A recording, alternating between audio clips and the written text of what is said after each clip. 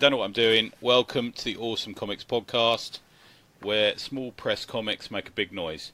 Yes. How's that? That's great. Good. I'm Vincent Hunt. I'm not really. Vincent Hunt has died. No, you know why you can't be on the show, Tony? There's the... Well, I've got the press release here that we've got, so I'm going to read it out.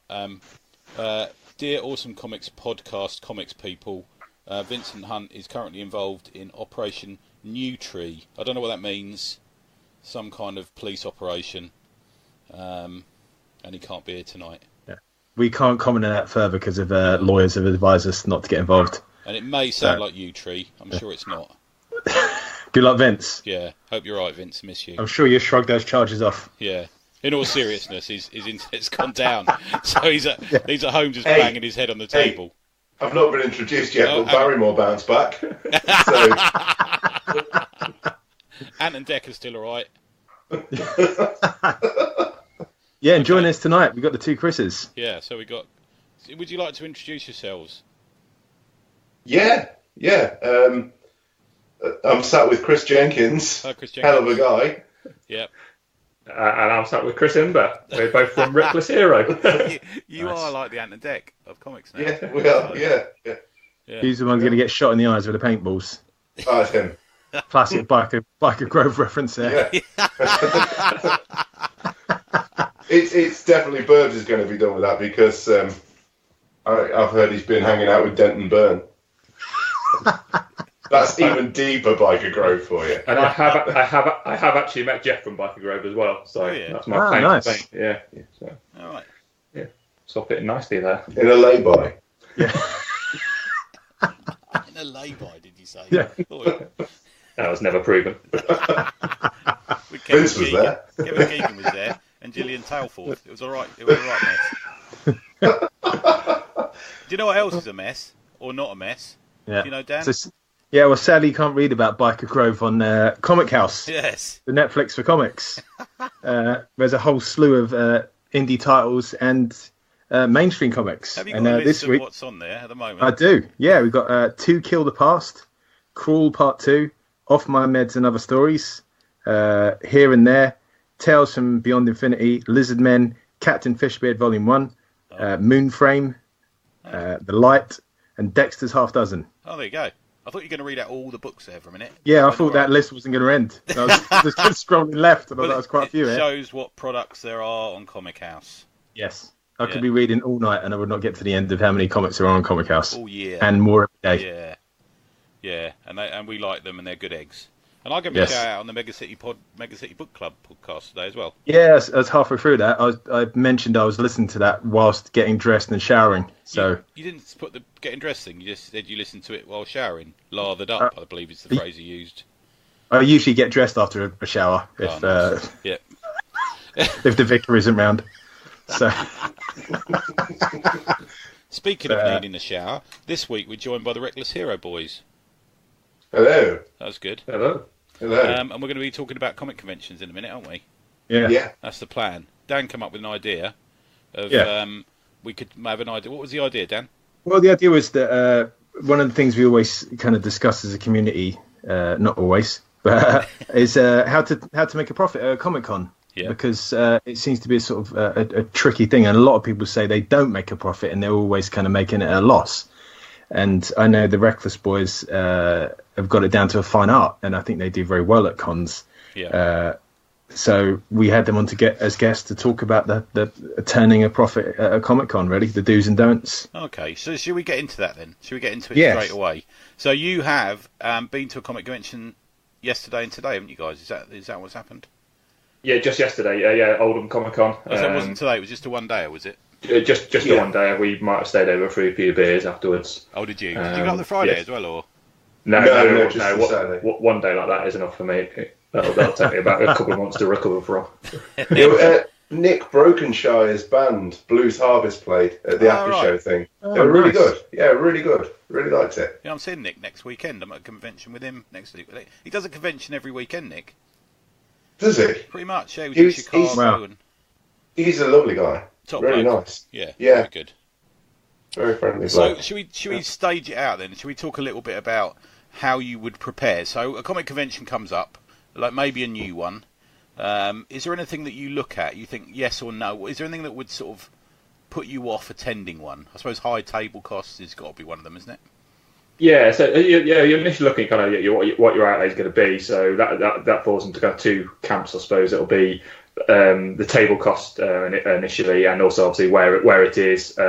We try to probably structure where we only do kind of ones where we stay over on the kind of big Comic Cons that we know are as far as you can get, kind of a certain kind of return basically on your kind of on how much you're putting out for the table. So smaller ones, we tend to do ones where we can just kind of like drive down for a day and kind of come back on a day. So you're kind of limiting how much it costs. Yeah, if we can drive it, we do. Yeah, I get it. So let's talk hard money then. Let's talk costs. Yeah. So, for example, the cheaper end, I presume, is we did Cardiff Comics Carnival. And that was £15 for a table for a day. Wow! Yeah. Quite small tables and quite a new event, but I thought that was pretty good. So I'm going to say that's probably like the lower end. Oh yeah, definitely. I think your smaller conventions, you'd talk anything. I think under. I was going to say anything under 100, but I think that's probably a bit sort of like high, isn't it? As well, for 40 to 80, I'd say is the where you get more of your small press creators, and it's more of a comics focused show. You will pay anywhere between £40 and £80 for a table. Yeah. So I take it that's for a one-day event, is it, or is that? Yeah. Usually, yes. Okay. So very rarely too. MCM for a 3-dayer. How much does that usually go for? That's a good question. I wish you'd let us know before, and I would have actually checked it. It's about 140, I think. It does depend on the show. It does. I think it's around 130ish kind of. Yeah, it's like Matt deals with a lot of the kind of like paying the bills kind of like stuff for us, so we don't always know kind of. But he kind of does a lot of booking and That's stuff. worth mentioning though. We set up our operation, which we first called Operation Wolf, but apparently taken. And that was the idea, that we would have a couple of people that would take care of the creative side of things and one person who would take care of the business side of things. Right. It's not always that black and white, and we all get involved in everything. But Matt tends to be the booker of shows, and we'll kind of ping him a message and just say, watching social media and things like that, hearing people talking, this sounds like it was good. This sounds like it wasn't. This sounds like it's a bit of a smoke screen and it wasn't as good as people are saying it was. And we just have that chat. And we want to try new ones. We want to try new shows. But unless we know the people involved, I think we tend to leave it a year just to see how it kind of plays out. Yeah, that's fair. Yeah, that's fair. So there is a sort of, like you say, there is a smoke screen sometimes. I mean, we do see people sort of being very enthusiastic about conventions and stuff like that, and then behind the scenes I'll often get an email from someone or a message, especially on like the Facebook group. Actually, people message me privately and say, look, I am saying it was good, but the realistic sort of prospects of actually making your money back were quite low. I mean the organizer wants to do it again, so it's not in their interest to say, that thing that I've worked for a year has just been an absolute shit show,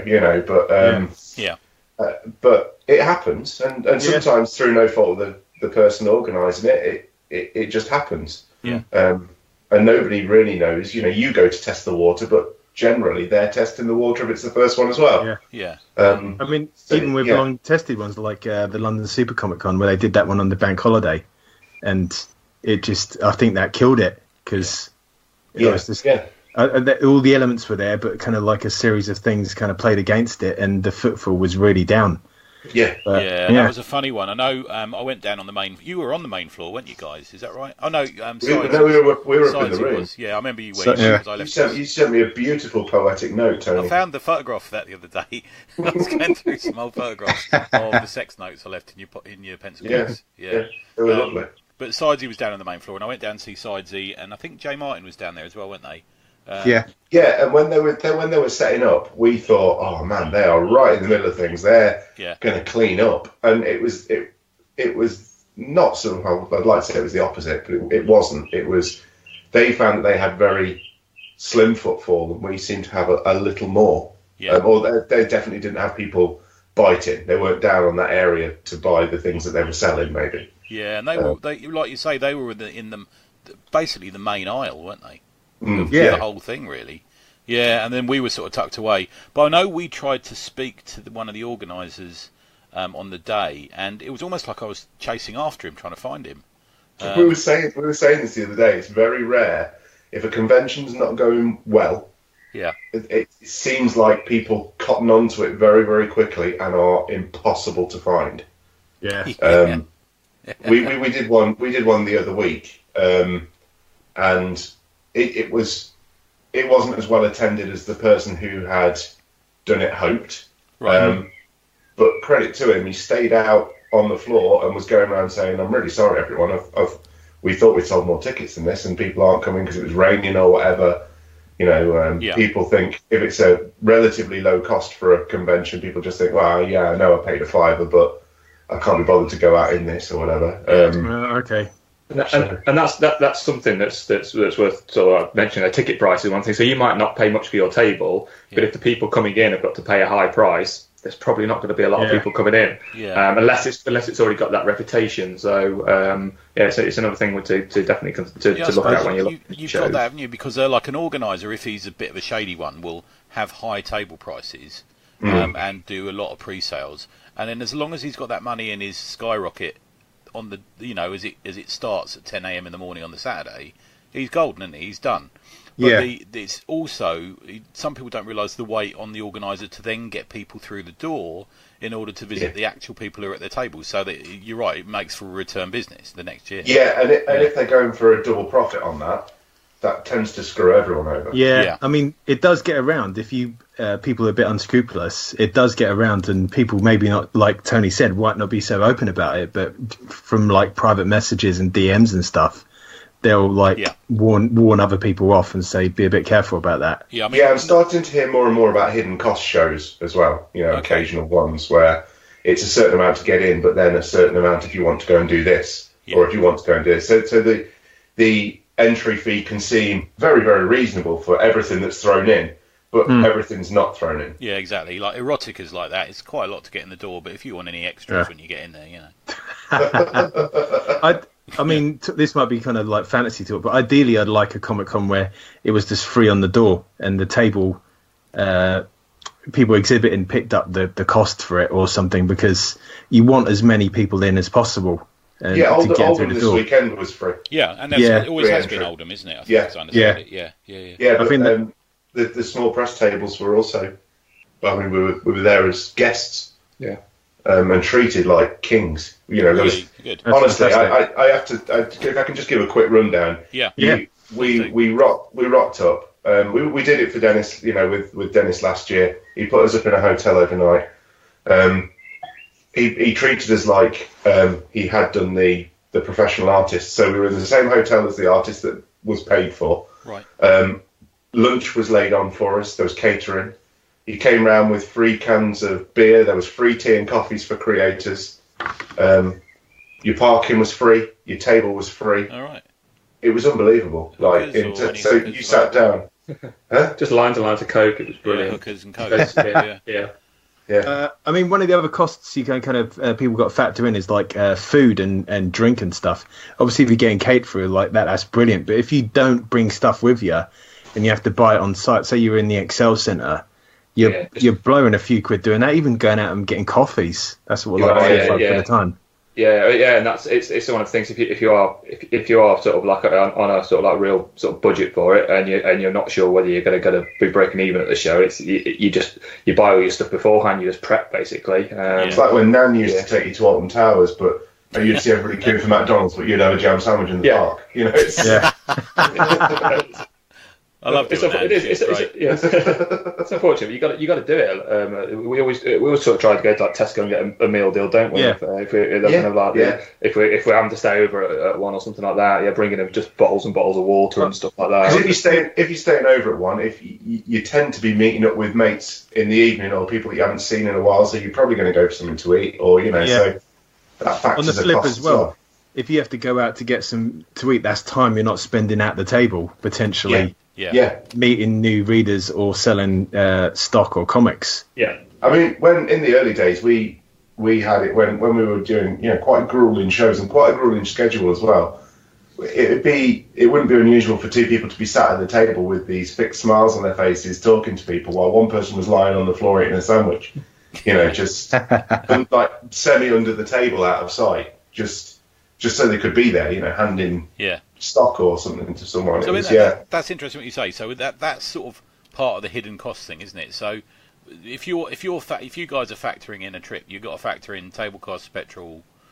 I take it you'll drive in the same car, you'll jump in together, do you? Or? Yeah. We used to hire a van, right? Okay. Because we were like, we've got loads of stuff. We've always had a relatively big stand.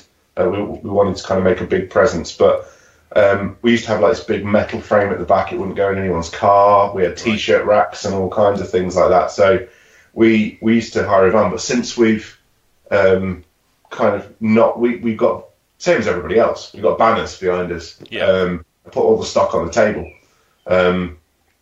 That cut a massive cost straight away, didn't it? Yeah, and because doing the same as everyone else, kind of just trying to cut costs where we can. If we could knock a few kind of like pounds off on our sort of initial layout that before we do a show, then it's all good, really. And that's part of it. That's part of the laugh. We always stop at the same pub for a pint on the way home. We always have a laugh in the car on the way there. And in the car on the way there is where it sounds really, really pretentious, but we're talking the game for the day. So we all have a target, and we share our target with each other. So what will be good today? Okay. What do you think we'll do today? What do you think you would be happy walking away with today? Yeah. Who's always the low ball? Who's the lowest amount then?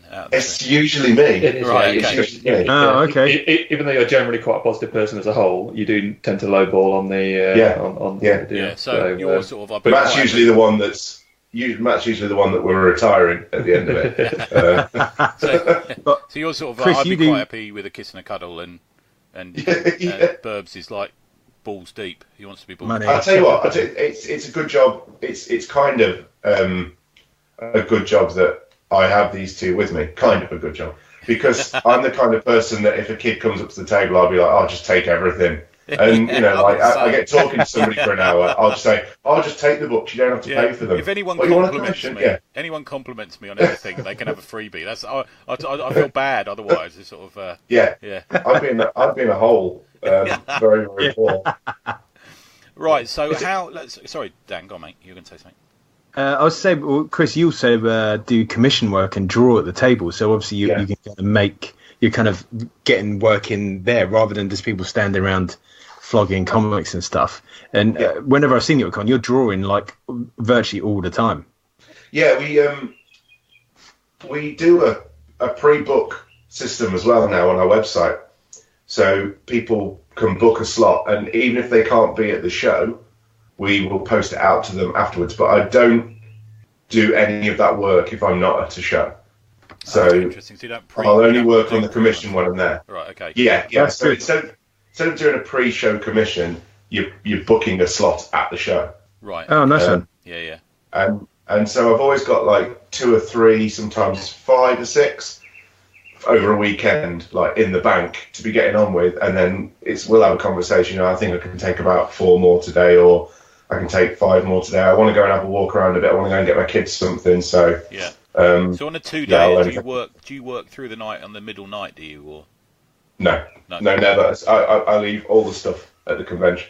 Right. Okay. I could do if I wanted to push our profits, but part of it is we've got kids, families, so part of it is it's nice to get away with your friends. And yeah. It is a social thing. We're never going to be millionaires, are we? Do you know what I mean? No. No. Which leads me on to the next. So we've done the costs of running a convention. So we've kind of, for anyone who's going to run their first convention, they've kind of got an idea. Is there anything that you've learned over the years that's a little tip to someone who's starting out or anything like that?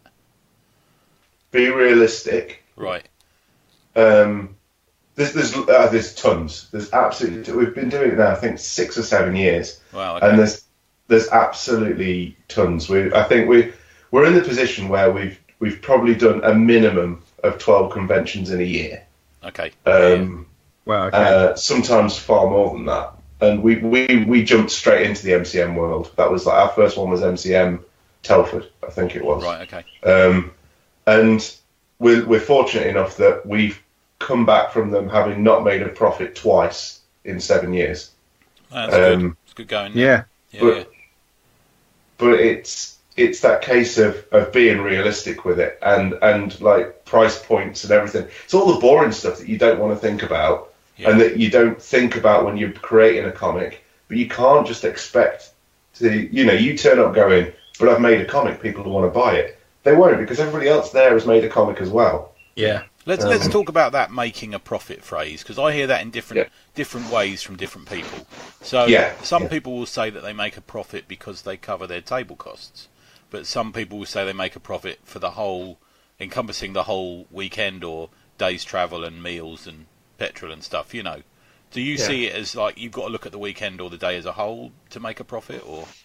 So we look to cover like our table costs, our kind of getting there and back costs, and like if we do need to stay over, like our hotel costs and a meal, or sometimes well, very rarely though, isn't it? Well, if we're going out on an evening, it's generally that's kind of where we pick up the costs ourselves as individuals rather than the kind of the company. You don't have to do it. I mean, it's nice to do it, but you don't. I suppose technically you don't have to go with 3 of you in the company. One of you decided to stay indoors, and he'd be going, well, I'm owed like 0.5% of, exactly. Someone might not want to drink, someone might go, I'm having sort of like 6 steaks tonight or something. It just complicates things, you know what I mean? And so we say it's white bother. We're doing that to have a laugh. It is kind of like the kind of the fun part of it. So the company doesn't. We don't look to cover those kind of like costs. Yeah, it never picks up the beers or anything. No, because that would just kind of that would you guys out. Yeah.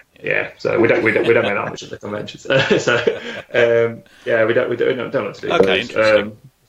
Right. So moving. So we've done that. We've done like this is what you got to be prepared for. This is the cost it's going to be. Of course, the next question that comes up is how do you make your money? So you're behind the table and the door's open. Yeah. What is? Okay. Is there anything that you do or that you think works, or is there anything that you don't do? Do you know what I mean? How do you make your money? Sales tactics, stuff like that. Yeah. Well, I suppose there'll be a few things. There'll be the display kind of like setup you've got. So really, kind of having some. You need something that draws people in enough to start with as well.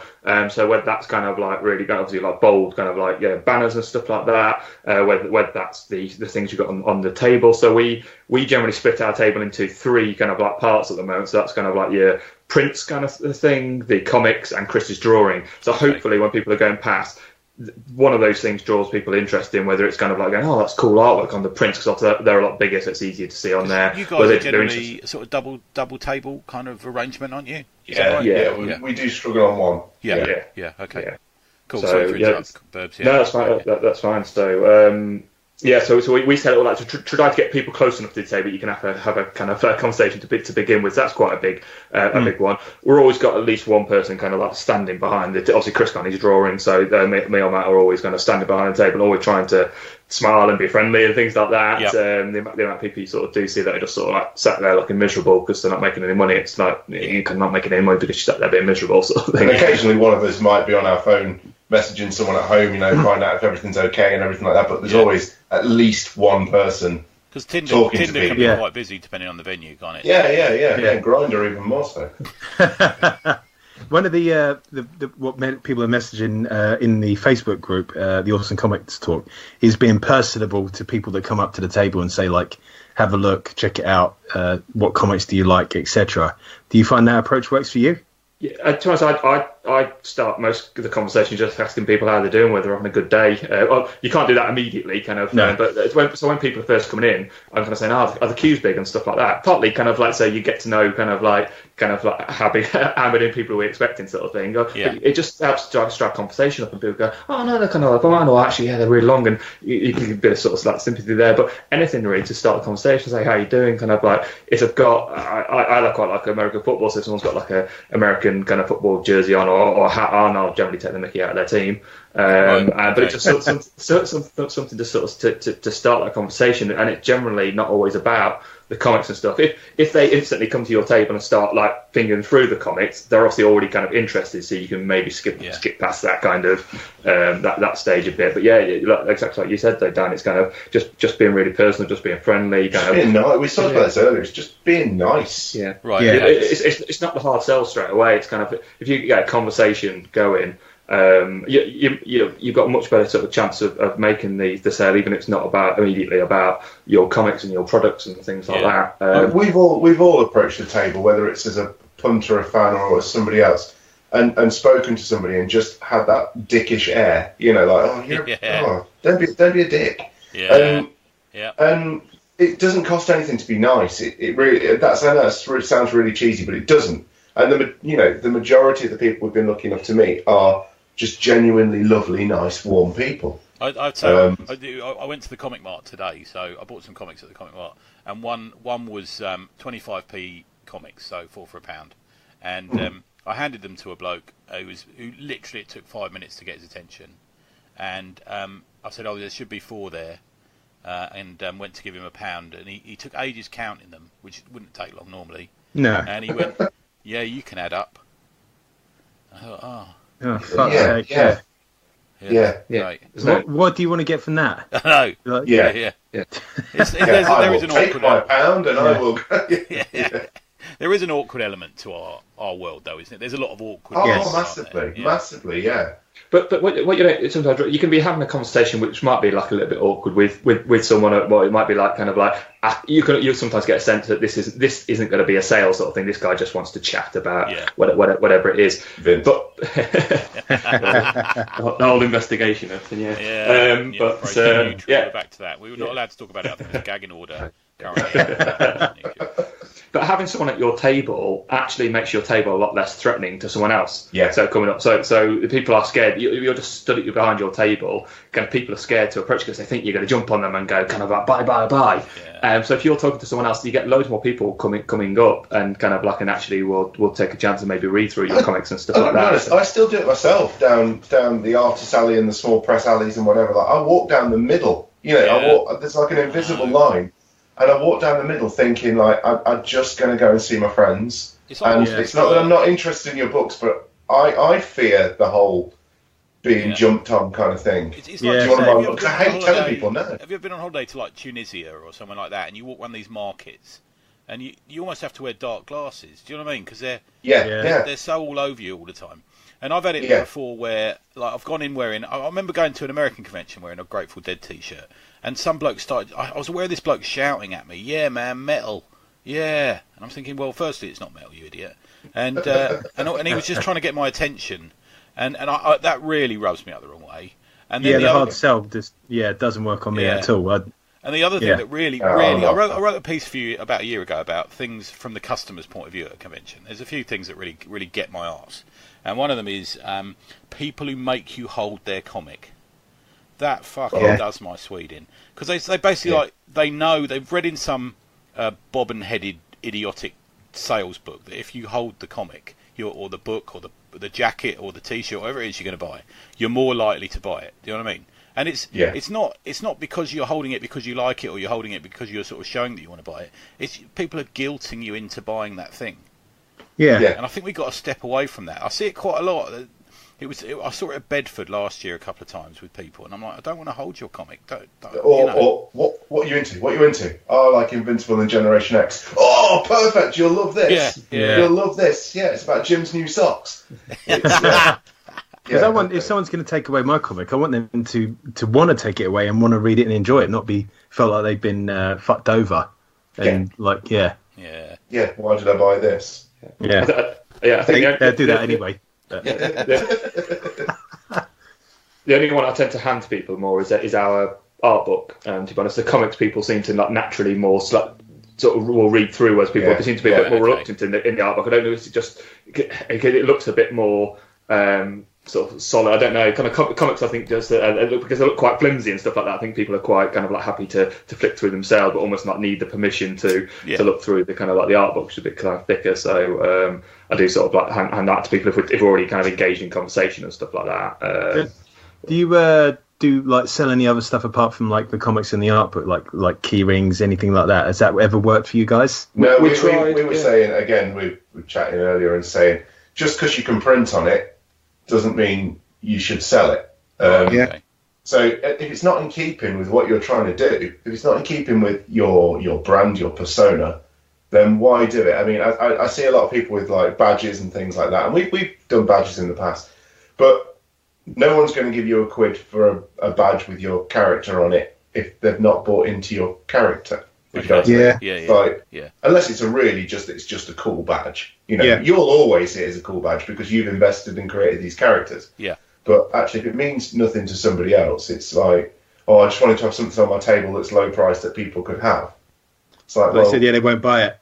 Yeah. I feel we get that. I've certainly come across that with prints. I mean, it might be different with you guys, but it seems like prints are a great idea, but no one really seems to really want them. It's an odd phenomenon because everyone talks about it as going to be prints. It's been a weird one because the taboo origins, but it's people. We do sell them. They're a very good gateway into the art books because like the vast majority of all of our prints are like all the cyberpunky kind of ones we've done, all the fancy ones we've done that we like do a set at a time that goes into our art book. Create your own create your own stuff, yeah. And so people see it and like an image resonates with them and they go, oh, that's cool. It's like, oh right, yeah, well if you like that you can either get it as a print or we collect them all in the art book. And that gets them kind of talking. Oh, sometimes they look at the art book and go, oh, I love that one. Well, you can get it as a print. And okay, yeah, I get you. There's options, but it's not like, oh, I like that picture. Mug, keyring, glasses, t-shirt. Yeah, it's got to add value to what you're doing. It's got to be focused around what your objective for your kind of for what you're doing is. And if you're trying to kind of like sell a particular your particular one comic or something like that you're doing, I think having some supporting merch around that does and can help. I think you're right. We've done prints of our characters and stuff. I think you're right, man. Yeah, it adds to we're all collectors, aren't we? We've all got that OCD collector mentality. Absolutely. Yeah. And some people, they buy in hard to what you do. Yeah, they do. They really like it. It's just people have got to make just that investment decision and kind of go, and actually the amount I'm spending on these badges or these kind of t-shirts, whatever it is, am I actually going to see a return on that, and not only on the kind of money I'm spending, but the time I'm spending and kind of pulling that together, or is that actually better spent on kind of developing my comics and stuff and promoting that and things like that. And it's 20% of my table space. Worth that. Good point. Yeah, okay. Because I did see recently they popped up in a lot of cons and on Kickstarters were enamel badges. Yeah, they seem very like everyone fucking have enamel badges. You were saying about this, though, weren't you? You were saying that basically they still kind of have a collector's market regardless. I think it's enamel pin badges. They do have people who generally just go looking to collect those, like sketch cards and things. They like to have them. I've got a post because we put a thing out on Facebook. Everyone was very good. There's bundles of comments, so I thought I'd just read at least one of them out now. Yeah. This is from John Bishop. I didn't see it at the Comic Mart today. Actually, I normally see him, but he says he's given a list of things you should do. Number 1, find a load of DeviantArt pictures of Harley Quinn and Deadpool. Number 2, print them out all pixelated on A3 and then laminate them.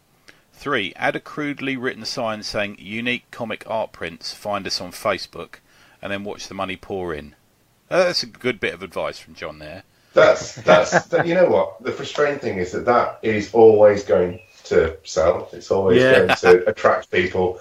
It's always going to make somebody leave with a lot of money with a big smile on their face. Well, no, I say always. It's not always. You don't know that they're doing brilliantly out of it. You just see it as unfair competition. But I think as well that you can. There's certain things that have to force you to take a look at the quality of what you are doing. Okay. And actually, I think that you need to push and strive. Yeah, you're not going to compete with Spider-Man. You can't compete with Spider-Man. No. Somebody else is willing to have Spider-Man on their table, and the convention's not willing to tell them to take it off the table or whatever. Then you're in competition with it. So what can you give people that can't? You can introduce yourself. You're the creator of your property. It's more of a little bubble that they can kind of climb into, and you own your characters. So be passionate about them. Talk about them as if they're living, breathing things. And talk about how you creative. You're the artist and stuff like that. You can be like you are drawing on the table and stuff like that. And you just try and get people invested in you. It's almost they've got to buy into your brand, haven't they? They've got to buy into what you're doing and start almost like a collection that is dependent on what you're doing almost. You know, so Yeah, you must see, get I- people who say, "Oh, I haven't got this issue yet," or you know. Yeah, absolutely. We try to steer clear of the. We do try to steer clear of, and I know it works for a lot of people, but the whole. Okay, so this last sheriff, what's it about? Well, it's kind of like Brave Star meets, because instantly I think you're short selling your own idea. You know. Yeah. Oh, what's this new guy? What's this hero? Is he yours? Yeah. It's kind of like the Punisher meets Deadpool. It's like I see why people do it. They want to do it to kind of get an in from people. Yeah, But I get you. instantly, when people say that to me, it's like, well, Punisher and Deadpool are doing really well. I might go and buy a Punisher comic and a Deadpool comic. Yeah. You know, it. Yeah. So Simon Russell's come up with something interesting. He's heard about someone called Tony, I don't know who this is, says, hold this, you'll want to pay for it once you get it in your hands. You won't. No, you won't really, will you? Let's face it. I've held it. You want to return it. He'll just go off straight away anyway, do you know what I mean? So, Yeah. there you go. I've got no more to read out if anyone has got anything to say. Oh, and Japanese food. Someone said, like, put loads of Japanese food in, and somebody's put, I'd buy the fuck out of a keyring. That's all right, isn't it? I found it quite interesting that there is the kind of tongue-in-cheek, kind of jokey element to it, but yeah, it seems that there are a lot of people who are like, I'm not saying this is anybody that you've just read at all, that they're not at all, but there are a lot of people who are quite disgruntled with the way that it works. But I think if you accept and embrace the fact that it is like that, and change only ever comes slowly. We've noticed a big difference in the MCM thing since Repop took over. Okay, it is a different beast. They are putting more towards artists. I mean, everybody who's doing MCM London received that email to say they want people to do panels, which has its own, has its own issues as well. But I think in general, you just kind of have to know the beast that you're dealing with, and then think, right, well, how do I fit into that? Yeah. So, If I can just pick a couple of things out you said there, Chris, is it like panels? Do you find if you've appeared on a panel, I have to say, from No Brow's point of view, we like panels at Thought Bubble because people then turn up the table and buy the product they've talked about on the panel. So it works for us. Has it worked for you guys where you've been on a panel and people have said, "Oh, I like what you talked about there. I thought come by and have a look." Yeah, a couple of people, right. I think. But it's never like, okay, right. As you hang the microphone up and then all of a sudden it's like, see you at the table. Yeah. It's never like that. But it does. You can turn more people on. Yeah. Yeah. Okay. Yeah. That's interesting. Dave Kennedy, who I know you met today, didn't you? He's a lovely guy. Yeah, he's a dude, Dave. Yeah. That beard's coming on, Dave. What are you doing? Has he still got a crazy beard like he's from Beyond the Wall? It is enormous. It is a brilliant beard, isn't it? Torment stuff, yeah. He said, the one tip I tell anyone selling anything is to engage with the person at your table about something other than what you are selling. You can ask them how much they're enjoying the event, what cool things they've seen, and even if they've seen any cosplayers, anything to engage in conversation. I think that's a good point, isn't it? So we're not selling used cars, are we? That's the thing I always like to think. We're not selling fridge freezers or insurance claims or whatever it's going to be. We're selling something that is fun, and it's almost like being at a craft fair, isn't it? People are going to buy into what you're doing if they kind of like you and like your enthusiasm. Sometimes, I suppose. Have you found that? Or?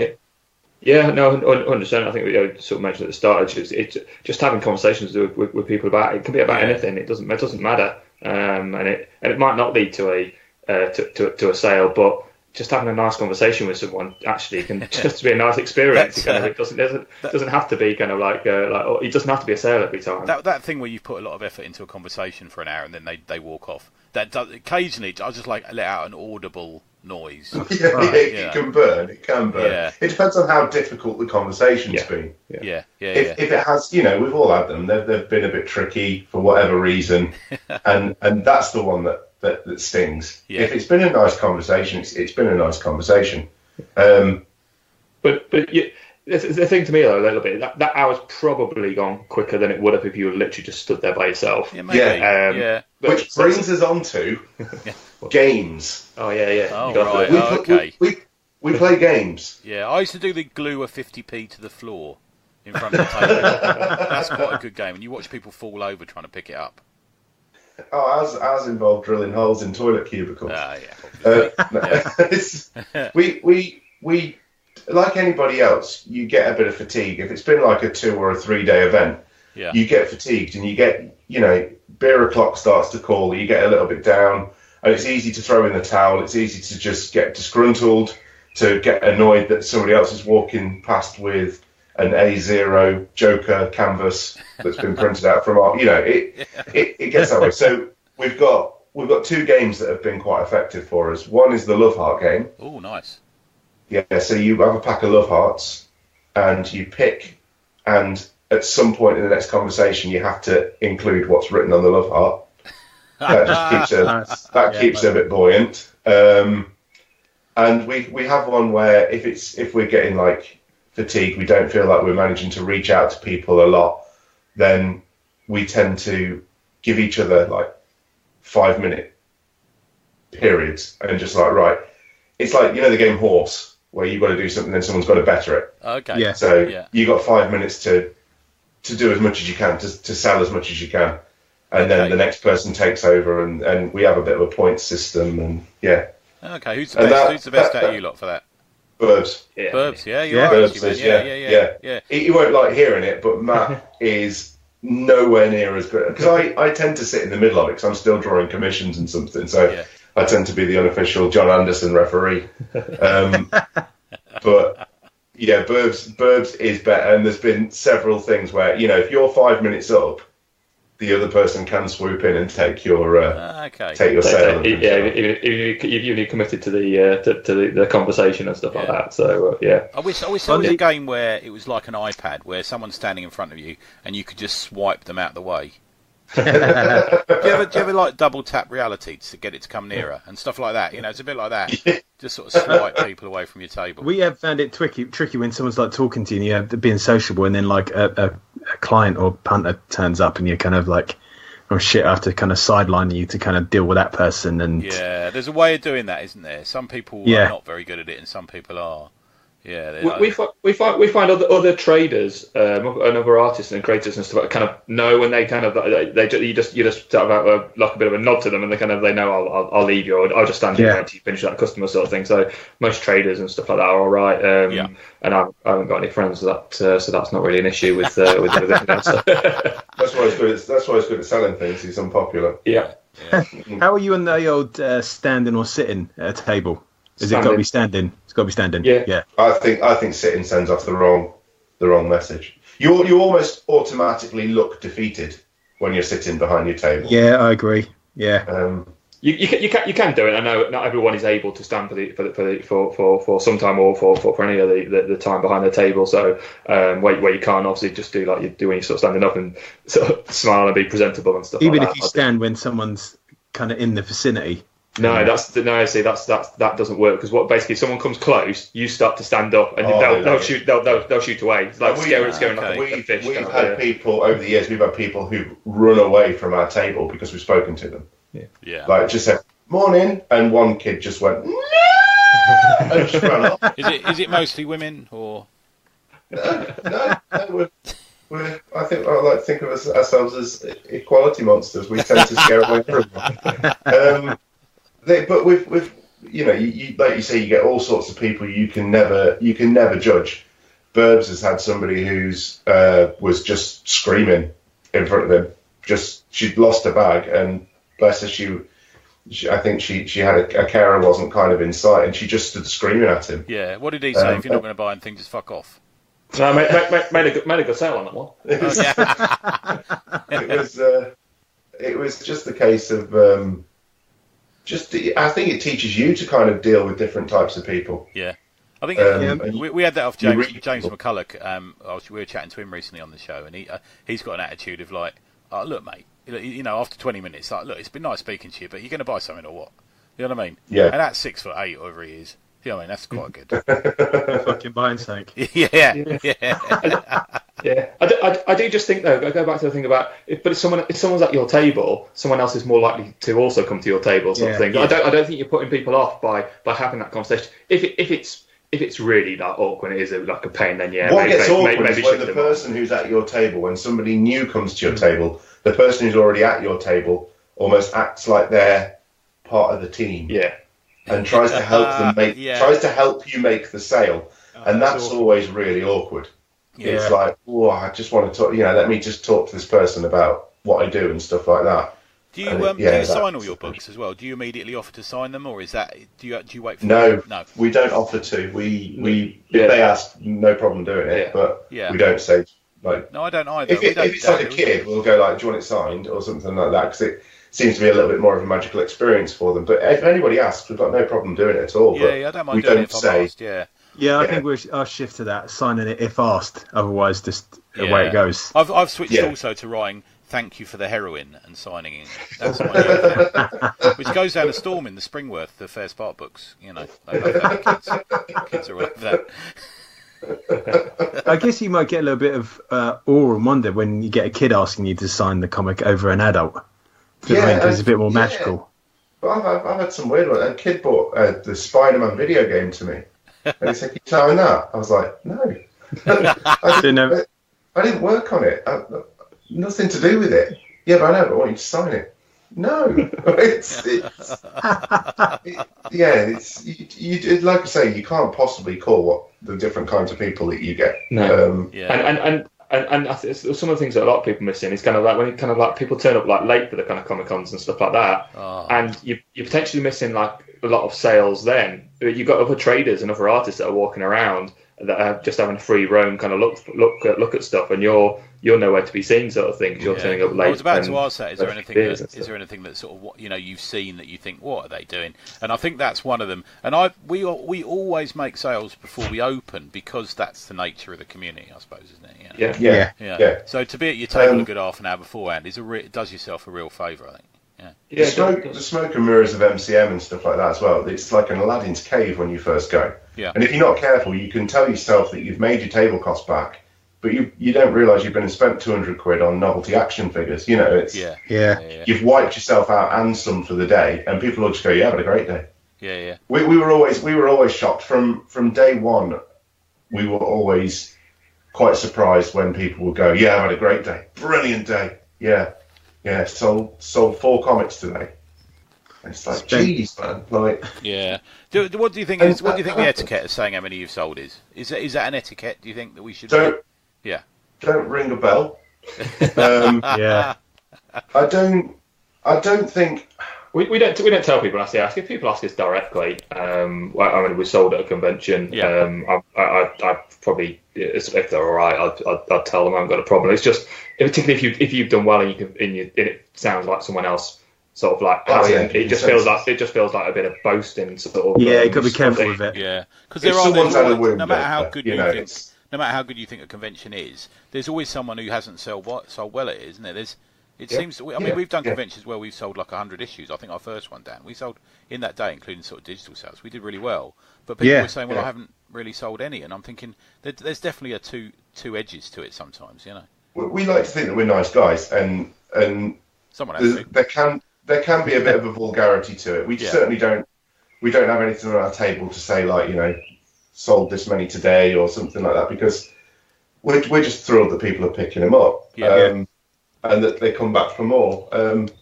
I can see why people do it. It's a sales tactic. There's some kind of security in the purchase for people. Oh wow, that many people have bought it. I must be missing out on something. Yeah, I get the whole science behind it, but we don't tend to. I think if you want to do it from that point of view, though, you can do it in other ways. And why not print out and stick on your like reviews that you've had and stuff like that? If you kind of you put something on your table that said like 5-star review and a bit of the kind of like the quote from all the lovely guys that spend their time kind of reviewing the comics and stuff like that. Strange people, but put that on the table if you want that, kind of give that people the same security, kind of like or authenticate their kind of purchase if they were unsure, sort of thing. So anything like that. We used to do that. We don't do it at the moment just because of space. But particularly if you haven't got many issues or you only got one issue, that sort of thing just might be the thing that makes someone buy it. Yeah, okay, yeah. Interesting. You mentioned something there, Tony, what we did with the issue 1. Obviously, we started up a podcast just so we could to an anthology a couple of years down the line. But it was a long game, that one, wasn't it? We was on the socials like shouting about it, saying that we're going to have the first issue here, blah blah blah blah blah, and it went on sale like in print and digital on the same day. So where digital stuff would come in, I think you were sending off the PDFs to people who wanted to read it. Trying to build up a bit of a buzz about it and promote yourself on social media. For what it's worth. I mean, the MCM always can have a hashtag, and you can always kind of get in on the Comics Village stuff, and it might mean 0 sales, it might mean 1 sale, but yeah, we did a not very good convention recently, and it wasn't very good return, I should say, rather than it not being a good convention. But one of those sales, we posted out on social media the day before or on the day, we're going to be at this convention, kind of like come down if you're here, and someone did. They kind of saw it and they're like, I'll give that a go. Came down and bought that. Actually, I think our biggest sale of the whole day, wasn't it? Yeah, so I only came down because you guys were here. Yeah, and that for anybody that could be. It's hard. It's weird to think of, but you could be the reason that they've come to the show. Yeah, that's amazing. You've got to shout about it. Yeah. Okay. And we've all got a responsibility to promote shows as well to some degree, haven't we? It's kind of like I agree if all those people in the artist alley, those whatever sort of, I don't know, I don't count, but I presume there's about 50 odd sort of like tables or something like that, maybe even more. Like London's probably got 100 tables. All of them putting out sort of social media sort of stuff. That's quite a bit of kind of social media stuff that's going out there. I spoke about this when I think prior to True Believers, I went through the guest list and discovered that nobody on the guest list had actually advertised their attendance on social media, and I thought, well, these people are getting their rooms paid for and all this sort of thing, you know. And I thought, well, at least you can do, really. I thought I'm in a position where I can actually say something because I'm not one of the organisers. So I put a post out of it, and some people it just didn't occur to them. They're so busy sitting there drawing and writing and stuff, and they, the next thing on their calendar is a convention. It didn't occur to them. I don't think it was, and certainly wasn't through any sort of spite or anything like that. No. It's just you busy people, and you think, oh, actually, yeah. Yeah, it's interesting. If you posters going out to 10s, 20s, sort of 30,000 people, probably from like a lot of the kind of like the artists, isn't it? Yeah. So, but we were from that band scene where if you didn't shout about the fact that you were going to be somewhere, no one came. Yeah. Well, to be fair, when we shouted about it, no one came. But it was that was the whole system. That was the DIY band ethic. Yeah. You get out and shout about it. So, just a quick one I wanted to ask about as well is something that I've noticed is, do you have open display copies? I know Leahy does it, doesn't he? He almost has a comic open and set up on the table. Is that something you guys have done so far? Yeah, we do both, to be honest. At the moment, our displays, the kind of the comics are closed as such on the front, but they're not bagged or anything. Like people can read through them, but it's just when obviously the more you get, you less room you've got for like you're taking up twice the space. Obviously, if you have it pre-opened, but we do mix it up, to be honest, and just if things aren't going great, then sometimes we'll get a couple of the copies, the issues that we're more proud of, sort of turn to the pages that we really like, sort of thing. And then do you have like a comic that goes on the top that is the one people can pick up and look at? Do you know, it's almost the one that can get a bit dog-eared. We've had that before. We have done, but we don't particularly. To be honest, it's just sort of They don't seem to get too battered as a whole. Okay. It might be because we're shifting like enough numbers and it's not kind of like it's not the same one's being pulled through. So one may be being pulled through 3 times before you buy it or something like that, rather than 33 times or something like that, which would actually make an impact on it. So, but if people want like bagged ones and stuff like that, we've got them. That alludes to our most important thing as well in the whole talk of making a profit is price point. We order a lot, so it might be that someone's selling their small press comic for £5, which I think is it's on the fall. Like less people seem to be doing it now. When we first started, £6 to £8 was the cost of a comic. Yeah, I've got to tell you, I think various different scenes are different. I'm forever sending the boys a WhatsApp picture of a comic that's like £7 and looks like it's been done on a photocopier. Or whatever. Yeah, so fucking it's like we won't make that £3 profit from selling to one person, but because our books are all £3, you will sell 3 quicker, and make that £3.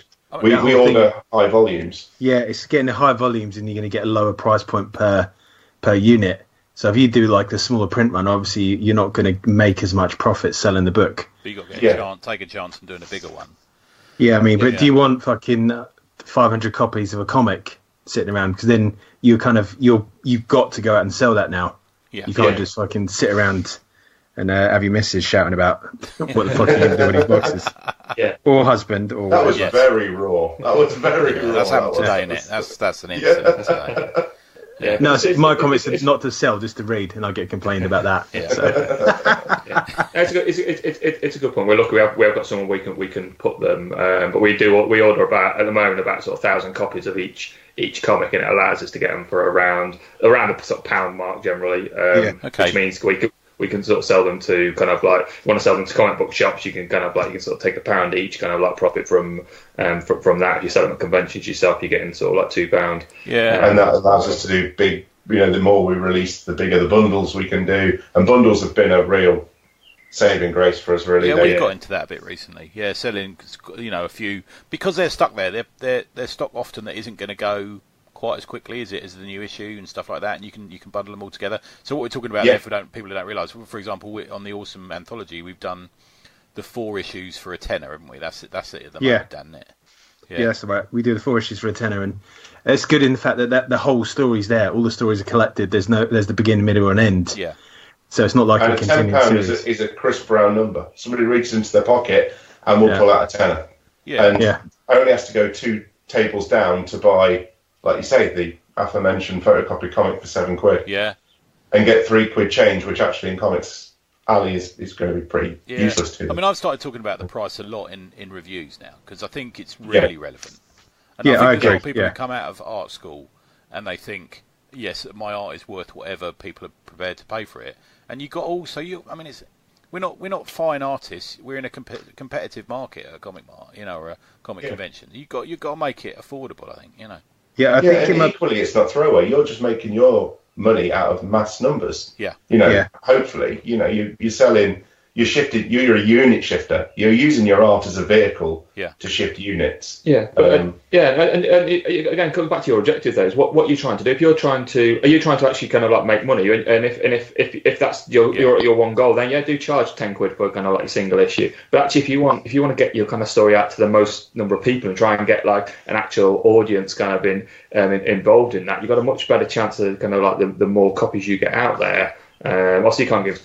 Potentially, people could give this stuff away for free, but we're not at that stage. But you do sort of just want to get it out to as many hands as possible. And you know what comics people are like? Once they've got 1 or 2 issues, they'll be with you for a long period of time. Yeah, because we're that OCD. We look at the 2 issues and we think, I really need. I did it today. I bought. I finally found a small press comic from like the 90s that I've been trying to get, or the 80s actually. I've been trying to get hold of for years, and I found the 4th issue. That's a little hole in my life filled. Yeah, it's a simple buy, isn't it? Yeah. There might be a bit of a difference with the kind of the art and zine thing and it is when I think the comics we produced are more commercial art.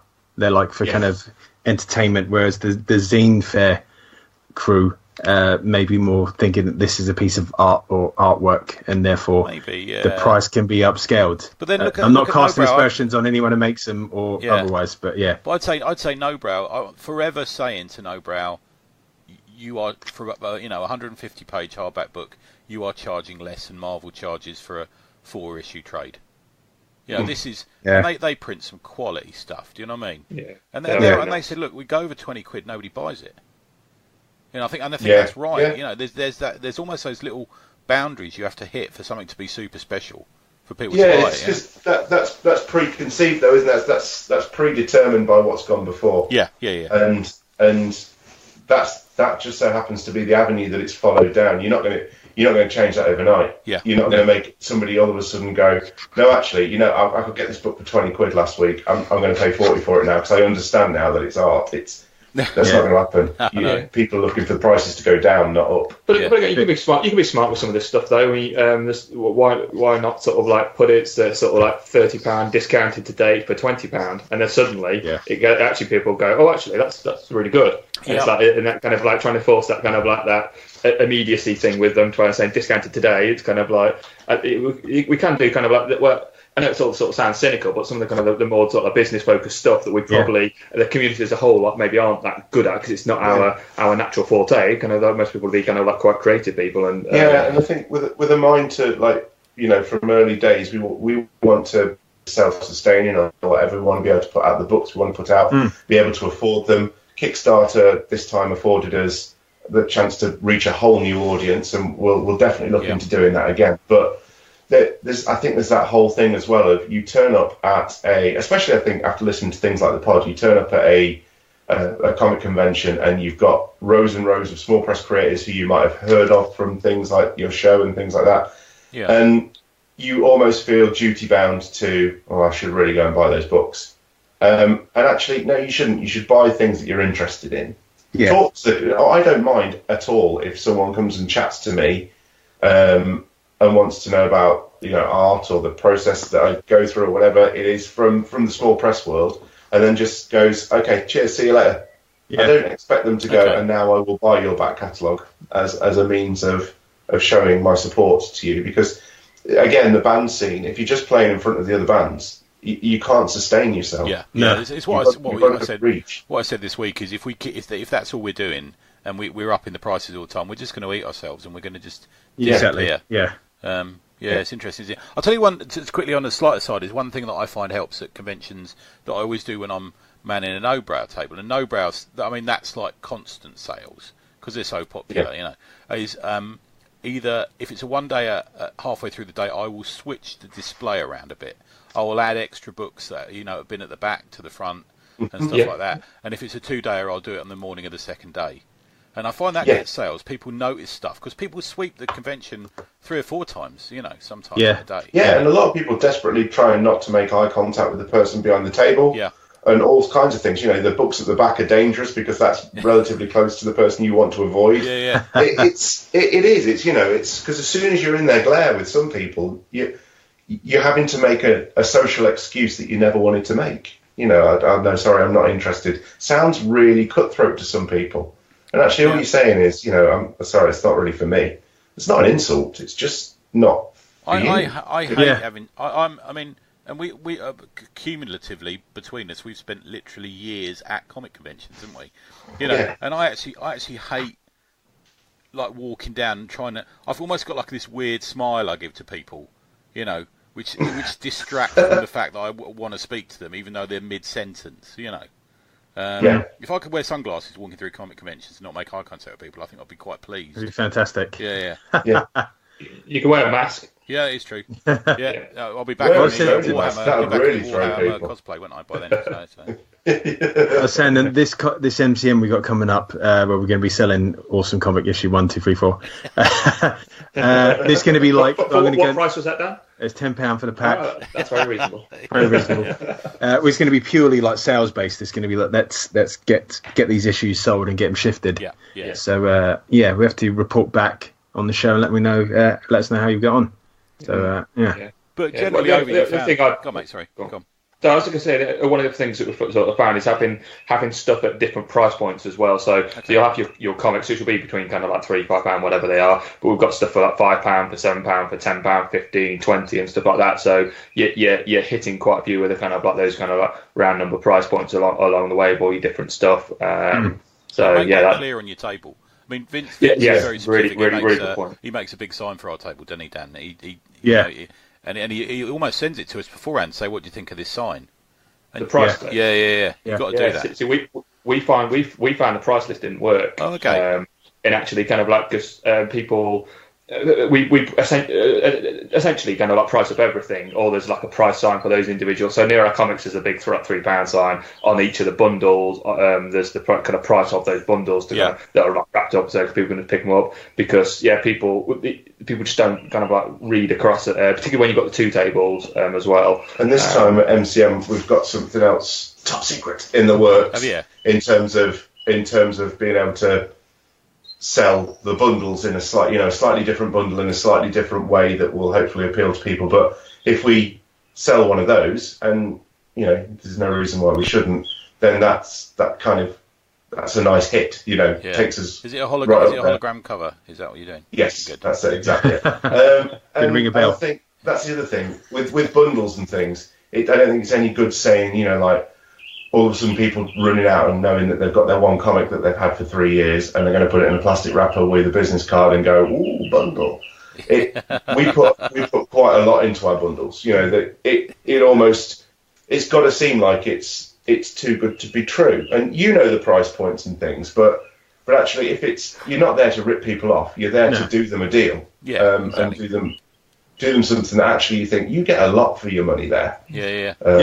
We'd never dream of doing the thing where, you know, you are effectively ripping someone off. It's not fair. People have a finite amount of money. They work hard for it, and we try and make it so that they can get a lot of bang for their buck. Okay, interesting. Now, before we move on to talk about your projects, guys, is someone in a forest? Because I can just hear birds in the background. It's weird. It's picking up. We're in my summer house in my garden. Oh, right. Okay, cool.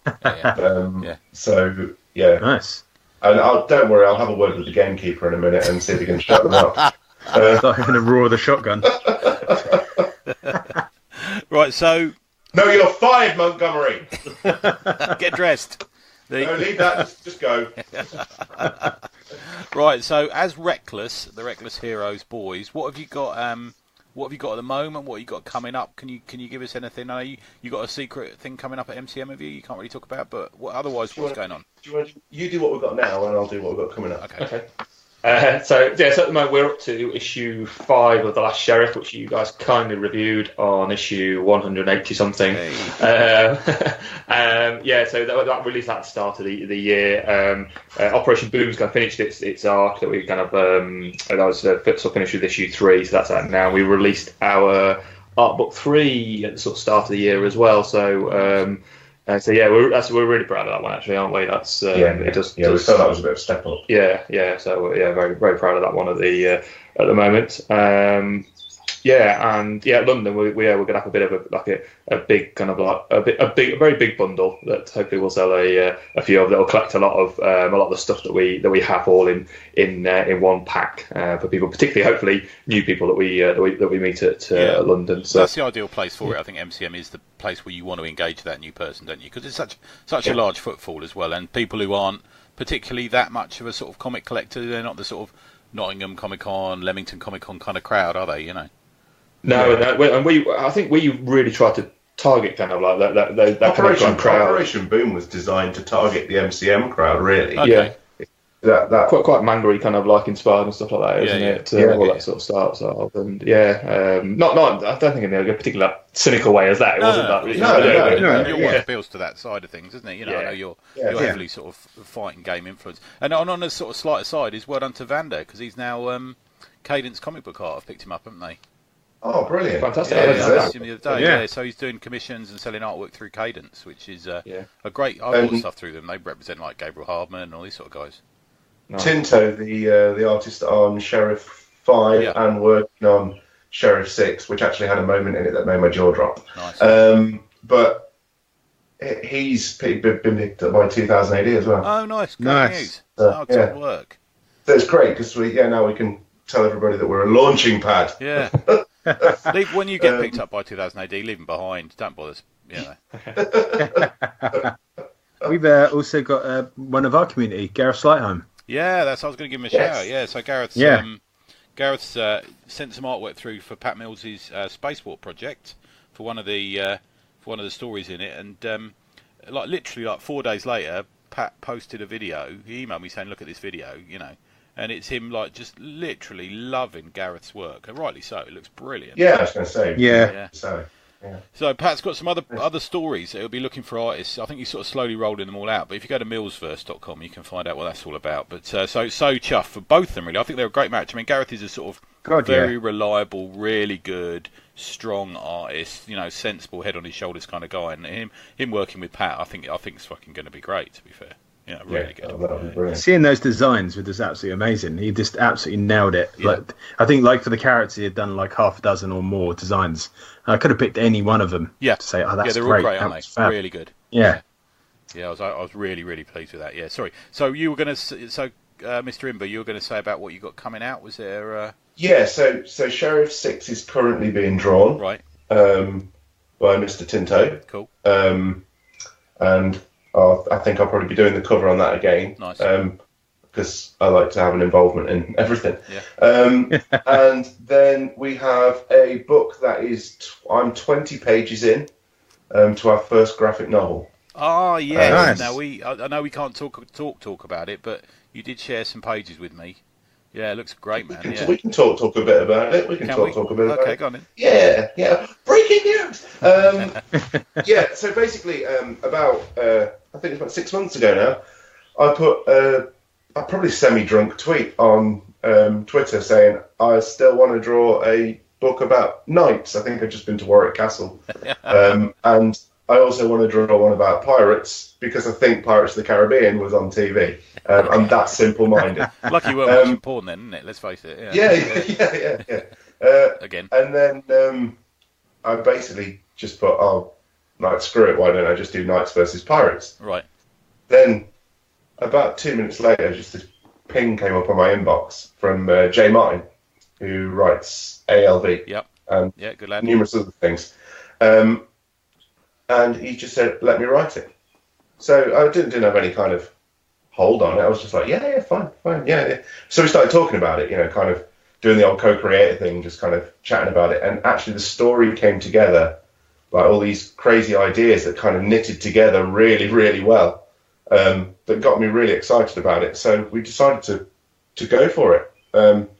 And he went away, did a script, we read through it, we revised a few things, then wrote, a lot of back and forth, a lot of trying to be harsh with ourselves, harsh with him, in terms of what we wanted to kind of push it to be. And then we got a script that we're all really happy with, and we're motoring on with that. So hopefully, end of the year, we should see that come to fruition. Oh, great! Nice one. Yeah, that's great.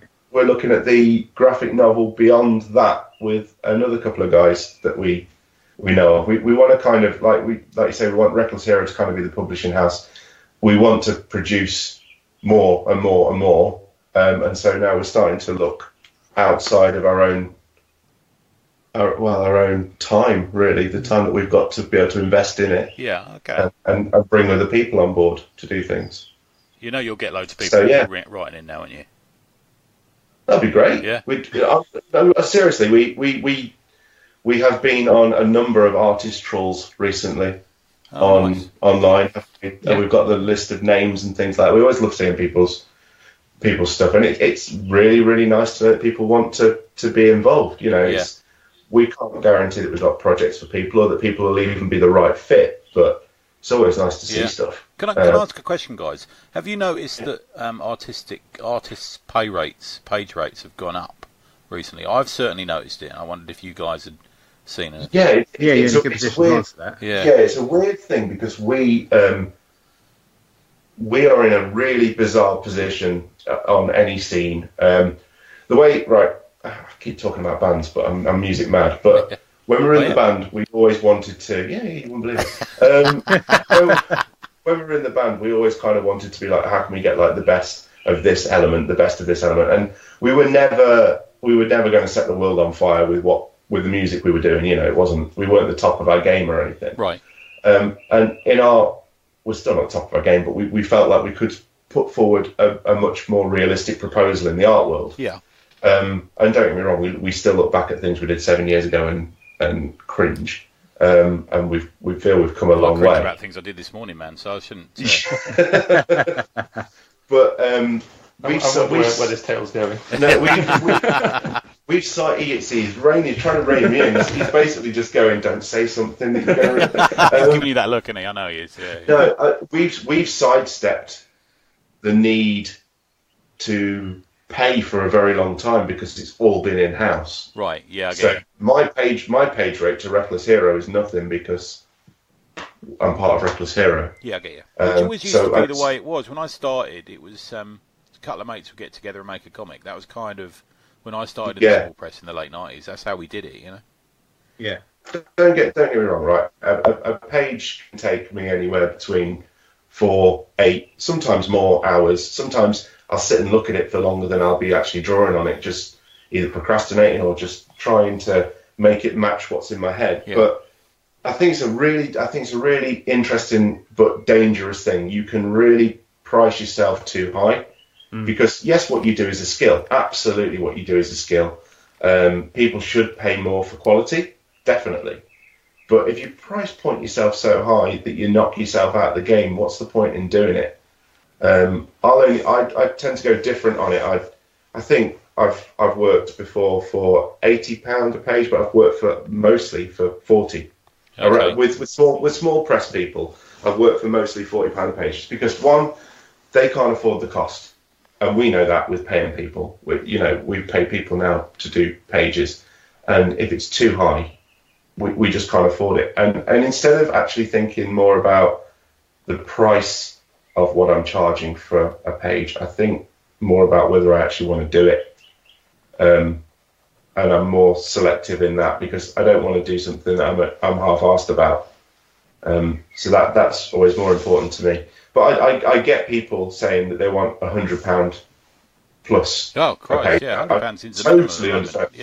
Yeah, but also it is the indie scene. It's not the pro scene. If I was making an album and I got Kev from down the road to come and sing some backing vocals on it, I'd probably pay him quite a lot different to go in. Yeah, but I'm going to get Madonna. So I think Madonna's a bacon sandwich at the moment, but definitely. But if you charge, if you want Humberto Ramos or Jim Lee to draw on your book, you've got to expect to pay big bucks. But what you'll get is big quality artwork, and you'll get the draw of having that person on your book. You know what I mean? Absolutely, absolutely. So I think it's a dangerous game for somebody who is relatively unknown or just starting out to basically come out and go, it's £150 a page because I've heard that is the going rate for pages. Yep, exactly. And I think that's the problem. And for example, I'm working with Rachel Ball on something, and her page rate is very reasonable for a person who has got a history of being nominated for awards, being published by a big publisher, and appearing in Deadline magazine in the 90s and onwards. She's got a very sort of good work ethic, and she's got a reasonable page rate. And then I see some people. I mean, I don't think you'll mind. Aaron and I, I'm helping Aaron put together a sort of list of artists and writers for a project of Aaron Ratcliffe's for Little Heroes, and we're getting people with astronomical figures, and I'm thinking, where do these people think they're going to get this money from? Yeah, the people straight out of art school, or like with one published professional bit of work, or they've been on the small press scene, and suddenly they're asking for like 150. I think the fact is as well that nobody's saying it's not worth it. No one's turning around to me and saying your page rate's not worth it. They are genuinely turning around to you going, I can't afford it. Yeah, that's all it is. Yeah. Oh, I mean, the old thing is art is worth as much as you are prepared to pay for it. Yeah. But we're not the fine art world. Again, I'll say this again. We're a competitive market and if someone says to you, I'm going to charge you £200 for a page, you're going to go, I can't afford that, dude. I can get 4 pages for that. I'm a massive. Everybody goes to the Joe Mad thing, but I'm a massive fanboy of Chris Pacello. I adore his book. I've got a page of his, Doctor Strange. I love it. I absolutely love it. And I think, if I remember correctly, I paid £150 for it from him. Yeah. I bought it directly from him, from his store, and that was £150. Yeah. And he's been in the game. I mean, he did Gaiman stuff. He did. Yeah. He did pretty much the early life of co-creating Generation X, and he to me is like a hero in the comics world. And I paid £150 for his page. Yeah, I got an A3 pin up, which may as well be a page of art from Gabriel Hardman, and it was $70. Yeah. So. Well, it is one of those things. It is. Yes, you're absolutely right. Whoever you are, mysterious person, who is asking for £500 for a page, you're absolutely right. It probably is worth it, and I know what goes into it. I know that it's the 30 years that have led up to it. I know it's the heartache, but if you do want work, I think you've got to be realistic about it. But at the same time, if you're standing there going, I'm going to charge £20 for a page, then if I said that to somebody, I would expect them to expect not a lot. Yeah, you're underselling other people. And I do think... you should never do that. Greed is coming into it a bit these days. People are asking for what they think they can get away with. I think you have to balance sort of people's personal circumstances though as well. Because there's some people that will be professional artists, and they'll have to put their price point at such a point that balances how long it takes them against kind of getting in enough work, sort of thing. So, but other people will just be doing it for the kind of like the hobby, and it's a little bit I'd be potentially if I was in that kind of position of drawing, but probably might put up kind of the pricing to say, well, if someone's wanting to pay it, kind of like then great, I've got kind of like a decent kind of like money coming in for the hassle of doing that. But if they don't, I don't need the money because I've got a full-time job sort of thing. So I think it just depends on who. And a point. I don't think there's a right way out of the conversation. I think you're absolutely right. You charge what you think your time and your work is worth. Just be realistic about it. Yeah, about whether you'll get it or not. That's I think coming as someone who's putting together a project and paying artists, if I'm paying you £200 a page and you're late, I ain't paying you £200 a page. You're out the door because it will have already round me up. Do you know what I mean? I mean, lots of people say, don't they, that it's not always necessarily the highest talent person; it's the most reliable. Yeah, exactly.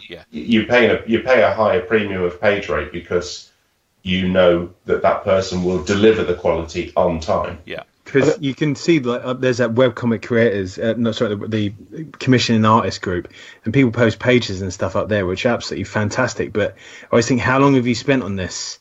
Because if you're spending a month like fine tuning this page, that ain't gonna cut it if you're someone trying to put a comic together and you say, I have this ready in like 3 years time. Is that, well, fuck me, it's only a 21-page issue. But can you manage that through your kind of like for your contracts you're writing for your artist, for example, though? So you're putting in an initial rate. That's if they deliver it on time, and then there's kind of like there's essentially penalty clauses in there if there are delays or I think the other thing as well is I think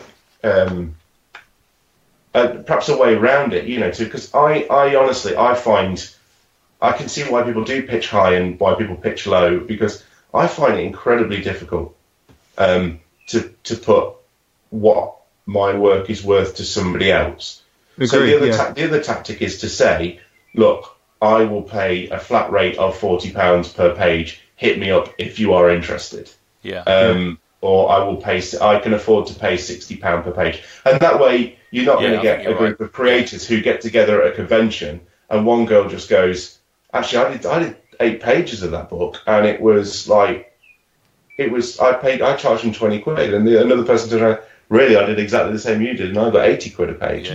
That could be a bone of contention with some people. I think we're in a really interesting time now, because you're hard pressed to find a story where someone has actually been taken to court for recanting on, or being late or just not returning pages or anything like that. But through the grapevine, I do hear that quite a major comic company is about to take someone to court, who's been paid and been promising the pages, and has then been going off and making work with other companies, getting a lot of money, for example, for doing covers, and still is excuse after excuse. And I know for a fact this has gone on for 3 years now, on quite a high profile Euro book. So it'd be interesting to see. I think it's from what I hear, unless it's settled now, it's going to be any day that it's going to it's going to hit the press.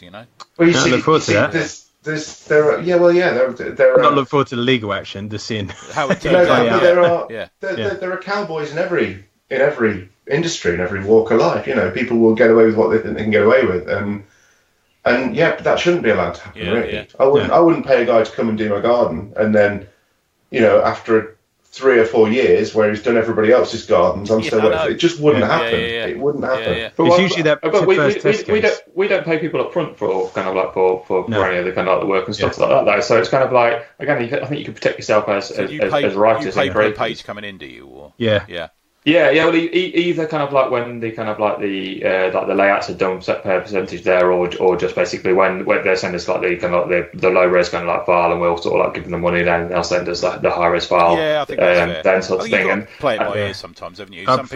Some people I pay half up front. That's the agreement, and then some people I'll pay as the pages come in, but some people I'll pay as I know some people have a fixed rate for a book. Friends of ours have got quite a generous sum, and it seems like a large sum of money. Like, I will pay you this to do my book, and I expect pencils and inks, and it's a 24-page book. So I'm not paying you a page rate; I am paying you a fixed sum, and it's a healthy sum of money to somebody. It's good. So interesting. Maybe that's the way to go. But I I think some of it's building the relationships, like most business. It is so. So if I'm working with someone new, none of us know each other, we don't trust each other, sort of thing. So actually, it would be quite right that someone might sort of say, "Oh, yeah, selling drugs up front or something." Like, yeah, it is. You got to know your dealer. Did he? I charge 40-50 quid a page, but if we do this comic, I'll do it for $1.5 or whatever, and sort of like knock it down a bit and then push it through. I think it's almost sometimes, and this isn't supposed to sound nasty to anybody. I throw myself in with this group. I think sometimes kids see army soldiers running around with guns, but run around the playground kind of with their two fingers. And I think you see the way that the pro world works, and then automatically go, well, that will apply to the way we do it as well. Yeah, exactly. And you make these applications, and actually there's so much more thought that's gone into it, or contracts, or small print, or anything like that. So just to throw out, I'm 150 quid a page because I know that's what Ryan Otley charges. Yeah, I know. Yeah. Which exactly. I know. Yeah. Okay, guys, that was good. I really enjoyed that. Thanks for that. We did too. Thank you. Bit of insight. So we'll get to it at the end. But where can people go? Where are you going to be appearing at the next conventions? What you got planned? So you got MC. We've got MCM London. We'll hopefully be at Manchester. We just applied for the tables there. So the MCM Manchester in July time. Okay. Then I think we've got a bit of a break until September time, when fingers crossed we'll be doing nice. Okay. We've got Nottingham as normal, sort of October time, Leamington, and then I think MCM Birmingham at the end of the year. Yeah, we've been a bit cutthroat with it. If it didn't pay, or we didn't make as much profit, or it was we talk about profit and we factor in all those things we said earlier, but that can be anything from 100 quid over to whatever over. So if it's not been particularly lucrative, then if we've done it for maybe a couple of years, we'll knock it on the head. So we're trying to, and we need to be creating. That's something we didn't talk about. Don't turn up for the third year on the trot with the same book. Yeah, great. Yeah. Fresh stuff. Yeah, you've got to have something. You've always got to have something per main convention you do, unless it's in a different part of the country, is the way I see it. Yeah, there's so many ways you can get around that. There's so many ways you can make sure you've got something fresh. Yeah, great. For each one. Interesting. You're working and where can people read your stuff online, or buy it online, or that sort of thing as well? Yeah, so we're on the Comics House, your kind sponsors. Yep. We've got all the Operation Boom and Last Sheriff are on there at the moment. So Comixology as well, we're on there, including Last Sheriff in French. Oh, nice. Yes. Okay. Yes. Le Dernier Sheriff. Have you got a separate publisher for that, or are you putting it out yourself, or? No, we put it out. It's only on Comixology at the moment, so I put it on Comics House. Yeah. But I just need to speak to Gene Paul and just sort of say if they do foreign language versions. Reviews are in, and it is très bon. Nice. What was the question again? Where can you get your comics? Yeah. And if you want the print versions, are on our website at www.recklesshero.com, or preferably come and see us at the shows. Nicely done. Good. Okay, shall we do the shout-outs now? Daniel, have you got any shout-outs, my friend? Only you on the other podcast, the Mega City one, talking about Rock of the Reds. Eamon's a good egg, actually, and he's part of the sort of our little Facebook community as well. So I talked about Rock of the Reds. I'm halfway through that. I'll listen to the rest of it on the commute in tomorrow. I really enjoyed it. Yeah, we both did quite a bit of research, and neither of us are sort of big football fans, but we really like that book. I know you liked it as well, didn't you, Dan? I'll give you a little reference. Yeah, like I said, I'm not really a football fan myself, but I loved it. I thought it was great. Yeah, it's absolutely dynamite. There's no fat in that book. It just bang, bang, bang, action every issue. Yeah. Really moves. Cool. Any other ones? One shout.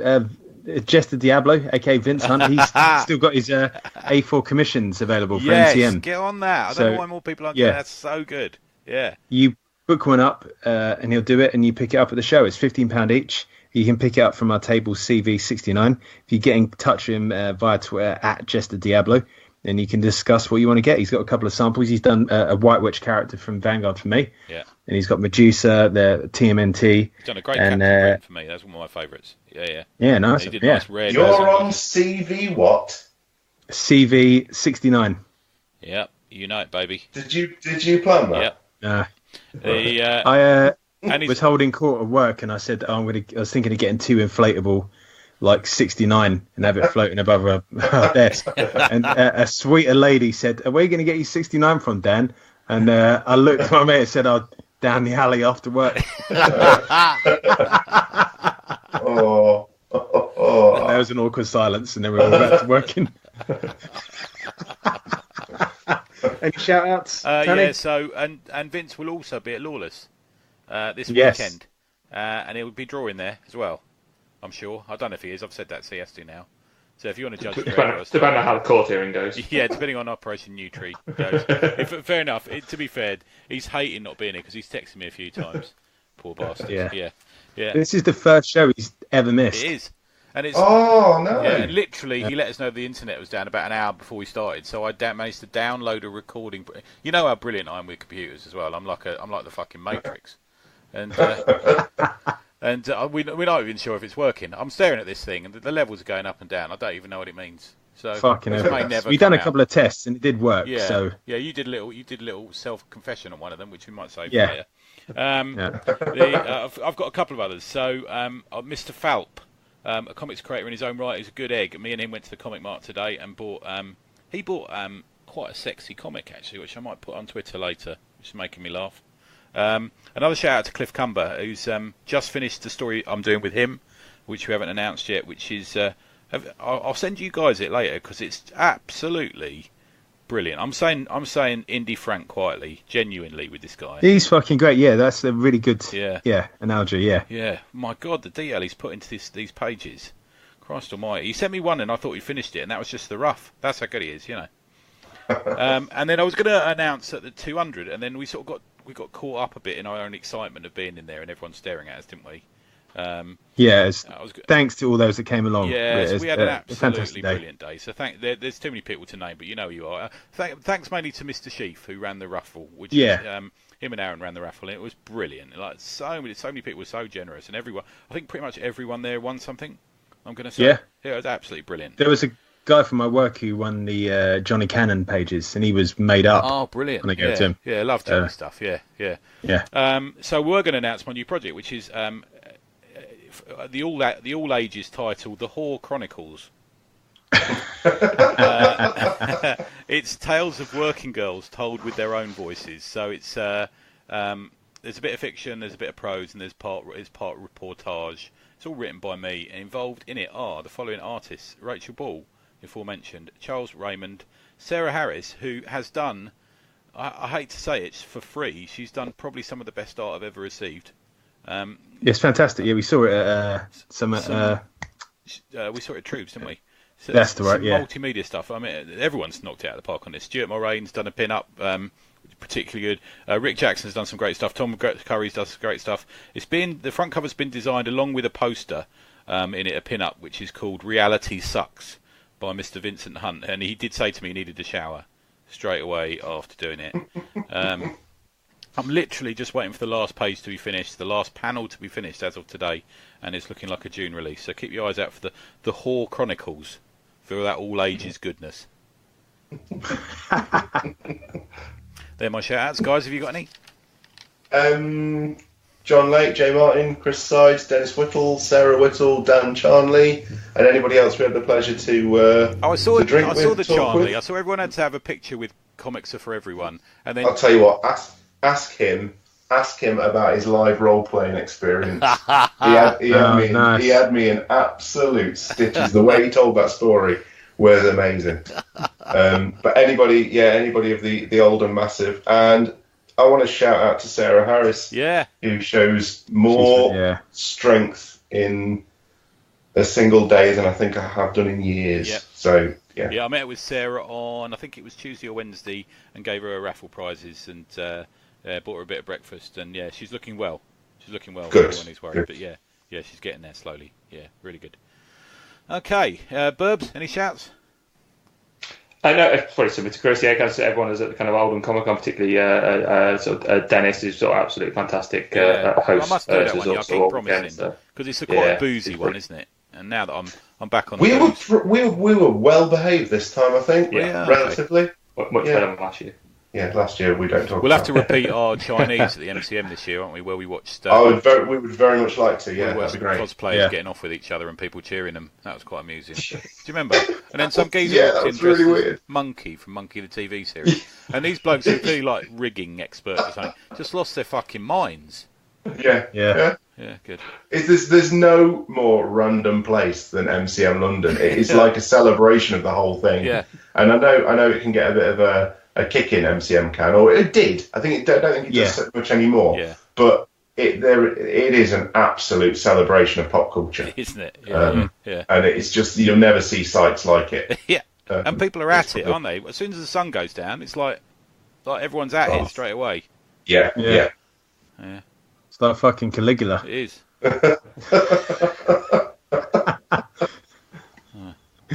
Okay, so on that bombshell, should we get onto a few reviews? Should we start with you, Daniel? What did you want to mention or recommend? I've got to grab mine because I've left it over here. Okay. Mine was Hot Shit. Oh yeah, I picked it up last week. Yeah, it's absolutely fantastic. It comes in a VHS case, and it tells the story of Jack Shit, who that is used throughout the comic. It's a VHS case, and you open it up, and it's got the comic with a VHS printed on the front and back. So it's like a VHS tape, and within it, it's like the comic. And essentially, it seems like a load of scenes taken out from action films. And the amount of times his name Shit is used in the comic as a pun. Is that small press or is that like? Small press, yeah. If it's this, I can't remember the chap's name because it's not. I can't actually find it in the book. So, but he's currently got a comic on Kickstarter, The Long Walk Home. Oh, The Long Walk Home. It's Watson. Is it Pete Watson? Is that right? I don't know.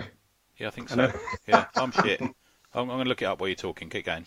Yeah. But, it's Shit spelled CHITT, and he's just kind of like a glorious 80s action hero, fighting ninjas, shooting people. If it's it's great. Really if it's good. The same guy as doing the Lang Walk Home, then it's Pete Watson. I'm not sure if it's in them then. Oh fuck it! Gordon Johnson. That's his name. It's completely wrong dude. So, but both titles equally excellent. It's all gone to shit. Dan's not here. Vince's not here. It's all gone to shit. What's happening? And in the back, he's only himself to blame. Yeah. There's some fake adverts for products, and there's an official Jack Shit duvet set, which is called Shit Your Bed.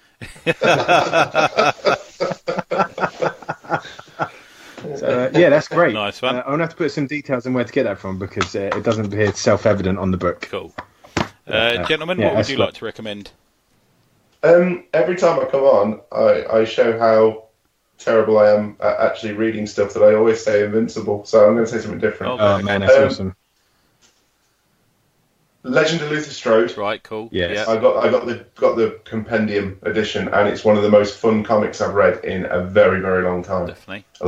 Properly gripped me. And in the small press world, I wanted to kind of just Tom Ward, Merrick. Cool. Yeah. Right. I know. I've talked about this, I think, before, and said how good, but the staying power to hit that many issues of one character and offshoot graphic novels exploring his own world and universe is the best example of that I think I've seen on the small press scene. Yeah, and he keeps on rocking, doesn't he? Yeah. Everything is uniform, everything, and he's not. I mean, I'm like a goldfish, man. Honestly, like 4 episodes of Sheriff and 4 issues of Sheriff, and I was like, what else can I do? I want to do something different. And my mind's always all over the place. And how he can stay focused on that one title and produce quality after quality after quality, I find that absolutely amazing. And he really has created a universe for his characters that you can buy into and immerse yourself in.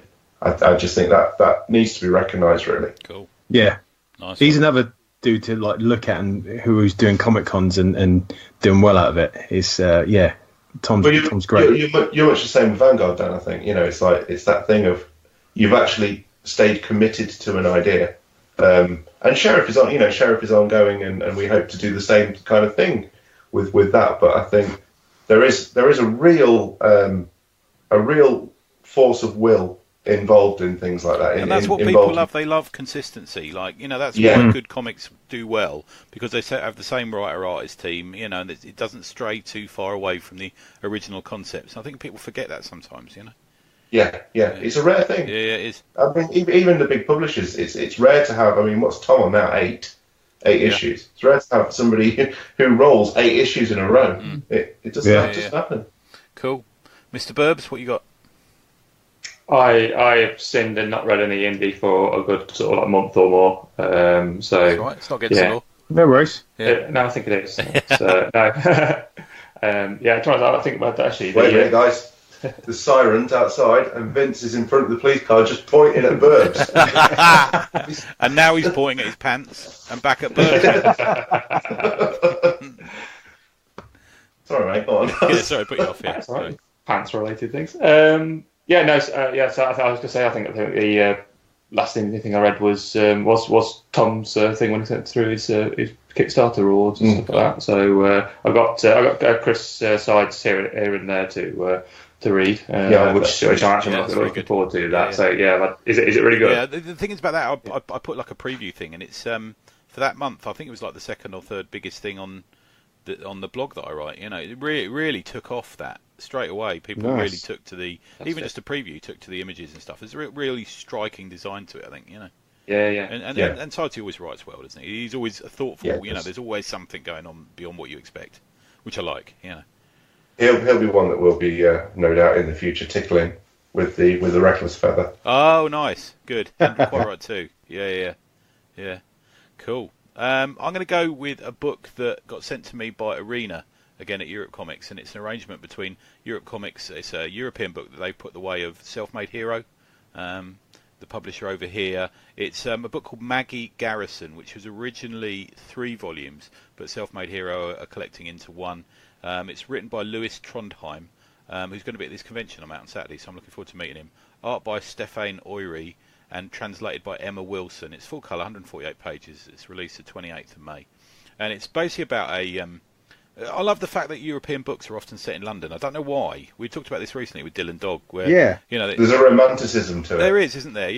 The sophisticates of Europe seem to put their detectives in shabby North London. So this is based in around sort of Turnpike Lane and Camden Town, all these sort of places. And it's about a girl. She's I think there's a review that's going to be appearing on Tuesday, and I've put she's more sort of a sort of secretarial, drunken secretary than she is sort of Jane Tennyson. But she's managed to sort of fall in from being a secretary to being for this sort of slightly sleazy private investigator, drunken, who's always getting beaten up, and she becomes a sort of de facto private eye, and she gets like quite a talent for it, and it's all involving a sort of North London gangsters and a trip to Brighton and a missing wallet, which has got some sort of hidden cash stuff in it, and it's absolutely really good. When you start reading it, you think, oh, this is a sort of typical bande dessinée social drama. With a bit of a sort of, there's obviously going to be a love affair, and the female character spends her time smoking, and you think this is going to be style over content. But when you hit about 20 pages in, you realise this is a pretty fucking decent detective story, but it uses the personalities of the environment to really play with what you think's going on, and it becomes actually quite complicated because it was spread over a 3-year period with 3 volumes. Here you're reading it in one big chunk, and Maggie herself is a sort of slightly sort of bitter, boozed up, sarcastic, sharp-tongued woman who's also a bit of a shagger. She's always picking men up in the pub, and sort of part of it is a sort of inner monologue about, oh, what about him? But she sort of slowly sort of seeps into it, and she becomes like a real hero of yours.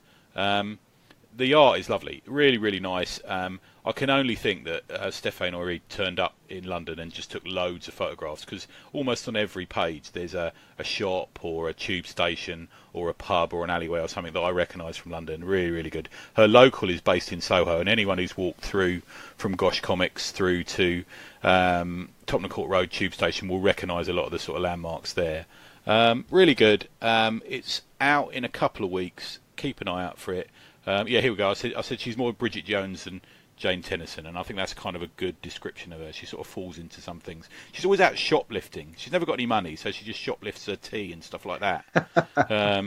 she starts having an affair with one of the gangsters who turns up to give her a kicking, and she sort of turns the tables on everyone, and is this really, really good character. I'm hoping there's going to be more from her. So if you want a little preview of it, go to europecomics.com and have a look at it there, or you can go to Self-Made Hero and order a physical copy at selfmadehero.com/books/Maggie Garrison. So it's MAGGY-GARRISSON, Maggie Garrison. I think it's going to be one of those books that people are going to be talking about. I genuinely do. I think it's one of the books that you might start appearing on stuff like The Guardian's Best Of kind of stuff. It's one of those sort of books. But it's genuinely better than that. A lot of the toot that you see on that list, you think that's not even readable. Yeah. But this is like, it really sucks you in. And it's easily a great BBC detective story, Like there's a touch of the female Luther about it, it's that sort of thing. So give it a go. Yeah, that's my one. That sounds great. Good. Yeah. Anything else anyone wants to mention? Any other books that they've got on their radar or anything like that? No? No, not really. No, I don't think so. Yeah. So, thanks, guys. Thanks for coming on. Cheers, chaps. Yeah, it's been really good. No problem. Thanks for having us on. Yeah, thank you again. No, absolute pleasure. If you can find us on Podbean, iTunes, Podnose, and Podseagulling. If you've enjoyed this pod, please leave us a review. Mostly about Vince, please, because it'll cheer him up because his internet's gone down. Have you got Vince's details there in front of you, Dan? Yeah, you can read the Red Mask at the redmaskfrommars.com, and you can find him on Twitter at Chester Diablo. Yeah, there you go. Please do. That'll cheer him up. Send him a little message now if you're listening. Tell him you miss him, because I'm going to. Where can we find? So do hit him up for a commission as well. Yeah, definitely do. Definitely do. I've got a couple of Chester Diablo commissions, and I've got to tell you, they're well worth it. And he's cheap. Was he? Yeah. 10 quid, 15 quid? 15 quid. That's too little. That's too little, Vince. Yeah. Where can people find you, Dan? You can find me, you can read my comic Vanguard at vanguardcomic.com, and I'm on Twitter at Vanguard. I can't even look you in the eye anymore, can I? At Vanguard Comic on Twitter. Yes, that's it. Yeah, that was smooth. That was awful. That was my worst one ever. And where can we find you guys? Burbs? I'm, I think, everywhere at the Mighty Burbs. You are, aren't you? Yeah. Nice. Mr. Imber? I'm at Reckless, I think it's Reckless_Imber right. on Twitter, and I am Art of Chris Imber on Instagram, and we are at Reckless Hero HQ on all major outlets. So cool. I saw you put a post on Instagram today, Chris, and it nearly got to 1,000 likes when I last looked. I was like, yeah. Crushing it there. The weird one, last MCM I did, the Venom one was about 6,000. It's nuts. Wow. Rightly so, man. Yeah. Rightly so. Yeah. It's crazy. Yeah. It's great. Yeah, I've just had a pen company get in touch and ask if I want to try their pens. Nice. Oh, yeah. Made the big time now, mate. Yeah. Yeah, Ryman's here. I come. Hey, get a rucksack as well. Good. Well, thanks for coming on, guys. Really appreciate it. And always love it when you guys come on. If this has actually recorded, it'll be out tomorrow, so you'll be able to listen back to it then. But in the meantime, send Mr. Hunt a message. Make sure he's all right, because we're worried about him. He hasn't messaged me for about half an hour, actually. Know what he's doing. Oh, bless him. He will take it hard as well. He's quite a sensitive soul. Yeah, he does take it hard.